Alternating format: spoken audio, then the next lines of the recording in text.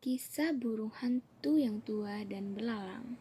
Di suatu hari, ada sebuah pohon tua yang di dalamnya hidup burung hantu yang pemarah dan juga galak. Apalagi jika ada yang mengganggu tidurnya di siang hari.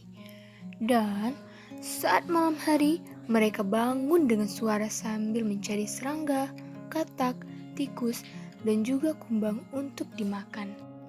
Pada sore hari di musim panas, burung hantu tidur lelap di lubang pohon. Namun, tiba-tiba ada belalai yang sedang bernyanyi. Burung hantu terganggu akan hal itu dan meminta belalang untuk pergi dari sana. Hei, pergi dari sisi kau belalang. Apa kamu tak punya sopan santun mengganggu tidur orang yang sudah tua? Namun, belalang menjawab hal itu dengan nada kasar, bahwa ia juga memiliki hak atas pohon tersebut. Bahkan, ia bernyanyi dengan suara yang lebih keras. Burung hantu menyadari bahwa berdebat pun tidak akan ada gunanya. Sementara, siang hari matanya masih rabun, sehingga ia tidak bisa memberi hukuman kepada belalang tersebut.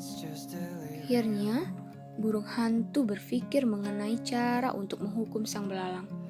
Ia pun menengokkan kepalanya ke lubang pohon dan berkata dengan sangat ramah, "Hai belalang, jika aku terus bangun, aku pasti mendengar kamu bernyanyi.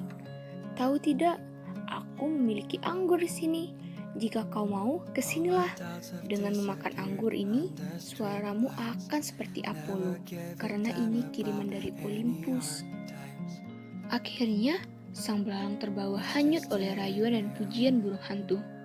Ia melompat ke sarang tersebut, dan karena burung hantu sudah langsung bisa melihat belalang dengan matanya, maka belalang langsung diterkam serta dimakan oleh burung hantu. Nah, itu adalah cerita burung hantu dan belalang. Jangan lupa like, komen, dan subscribe channel ini. Semoga dapat bermanfaat untuk kalian semua. Bye-bye, sampai jumpa di video-video selanjutnya.